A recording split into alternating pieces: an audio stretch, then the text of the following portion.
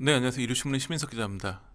오늘은 주간 트롯 현역가왕 이제 준결승전이 시작되기 직전까지 왔는데 우승자가 누구일까 뭐 이런 얘기를 해볼까 하는데 지난 방송과 큰 내용의 변화가 없어요. 왜냐면 현역가왕 2 같은 경우에는 박서진이 뭐 독주 체제를 확립해 놨기 때문에 별다른 경쟁자가 없고 경쟁자 비슷한 어떤 그래도 뭔가 활약상을 보이는 참가자들이 매번 바로 탈락해 버리는 상황이 연출되면서 뭐 그냥 큰 이변이 없다며 그래서 말하는 큰 이변이라 함은 사실 결승전 무대에서 박서진이 가사를 조금 까먹는다고 할지라도 음이탈이 살짝 난다고 할지라도 우승하는 게 유력해 보일 정도로 지금 너무 굳건한 상황이에요.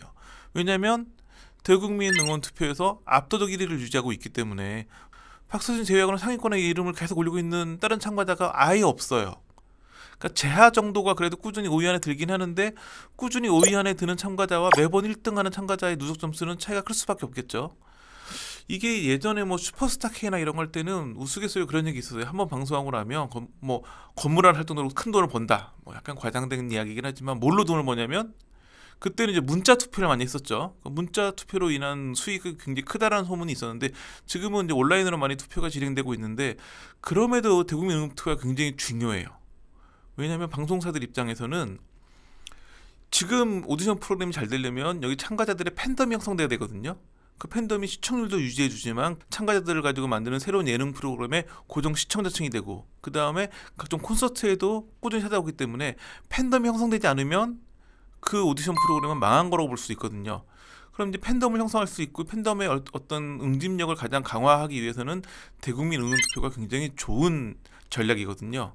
그렇기 때문에 대국민 응원투표를 굉장히 중시하고 있고 그 현역강 1편을 봐도 전유진이 매 라운드에서 1, 2등 한 정도는 아니었거든요. 근데 꾸준히 응원투표에서 1위를 했어요. 그러다가 중결승전 2차전에서 갑자기 1위로 딱 올라섰죠. 왜냐면 중결승전 합산 점수부터 대국민 응원투표 누적 점수가 가미가 되거든요.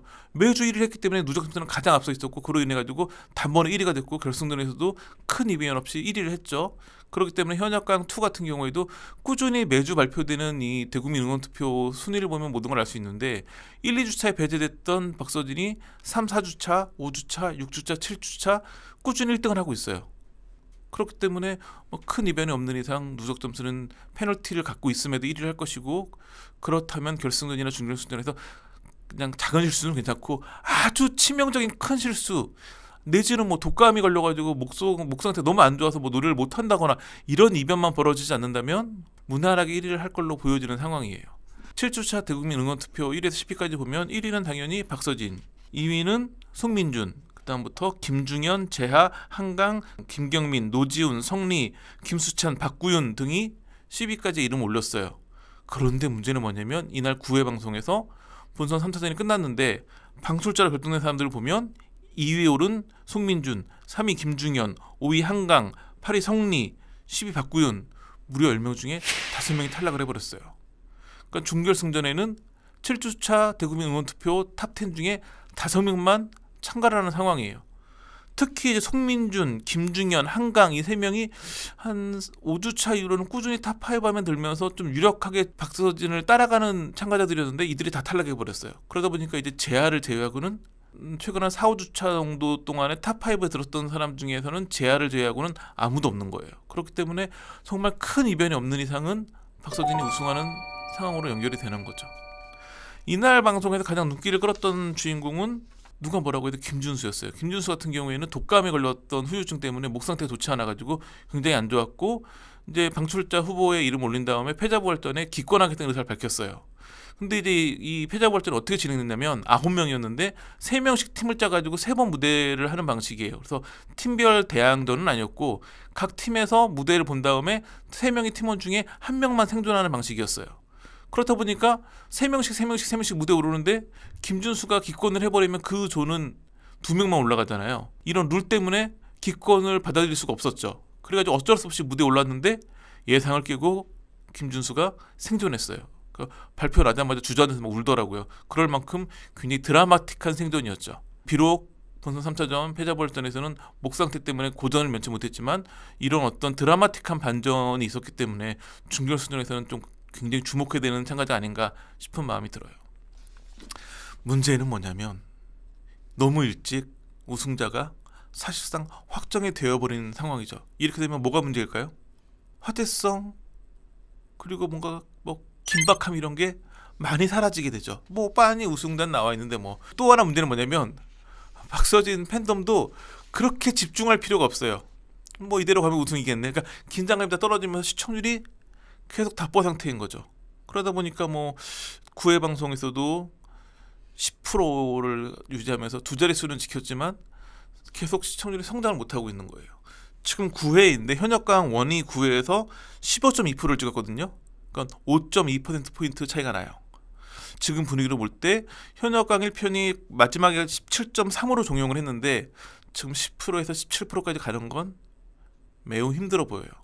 근데 문제는 현역강 2만 이렇게 너무 일찍 우승자 결정되면서 이렇게 시청률이 돋보인가 싶긴 하지만 미스터 트롯 3도 마찬가지예요. 미스터 트롯 3도 최근에 6회에서 13.1%를 찍었거든요. 근데 지난해 방송됐던 미스터 트롯 3편 같은 경우에는 6회에서 17%를 찍었어요. 그렇다 보니까 미스터 트롯 3가 최종에서 찍었던 19.5까지 가기에는 미스터 트롯 3도 좀 힘들어 보이죠. 사실 모든 오디션 프로그램은 여성편보다 남성편이 시청률이 잘 나오는데 이번에 그 공식이 완벽히 깨져버렸어요. 물론 여기에는 그 12.3 비상계엄이라든지 또 제주항공 참사라든지 이런 외부적인 악재도 많이 있었던 것도 큰 요인이 됐지만 그보다는 이제 트롯 열풍은 끝난 게 아닐까. 지금 시청률을 보면 미스터 트롯 3는 한 13%대에서 왔다 갔다 하고 현역강 2는 10%에서 왔다 갔다 해요. 계속 뭐 한때는 0.9까지 줄어들기도 했지만 한 3%포인트 정도 차이가 나요. 딱 보면 물론 두 프로그램 모두 그날 1일 시청률에서는 압도적 1위예요. 요즘 뭐 두 자릿수 시청률의 프로그램이 거의 없기 때문에 그런데 문제는 뭐냐면 이게 딱 제가 보기에는 MBN과 TV조선 그 트롯 예능을 보는 고정 시청자층이라는 거죠. 그러다 보니까 양 두 방송사 모두 집토끼는 확실히 관리하고 있는데 산토끼는 전혀 잡지 못하고 있는. 그래서 아마 올해까지 잘 내 오디션 프로를 끝나긴 하겠지만 내년에 이걸 또 해야 되는지에 대해서는 두 방송사 모두 좀 깊은 고민이 필요해 보이지 않을까. 사실은 이제 계속 미스터 트롯과 같은 방식이 유지돼 오다가 그 코리아 스튜디오에서 현역강이라고 하는 새로운 방식, 게다가 여기다가 일본과의 어떤 격돌까지 하는 새로운 방식을 가미했는데 그마저도 시즌 1에서는 크게 화제됐지만 시즌 2까지는 이어오지 못한 것 같아요. 그렇다면 뭔가 새로운 방식의 오디션 프로그램을 필요로 하거나 이제는 트롯 오디션을 문을 닫을 때가 된 게 아닌가 싶어 보이기도 하고, 이런 부분은 뭐 제가 고민할 부분은 못 되고 두 방송사 그리고 제작진들이 깊이 고민해 봐야 되지 않을까 싶습니다. 자, 오늘 준비한 수는 여기까지입니다. 감사합니다.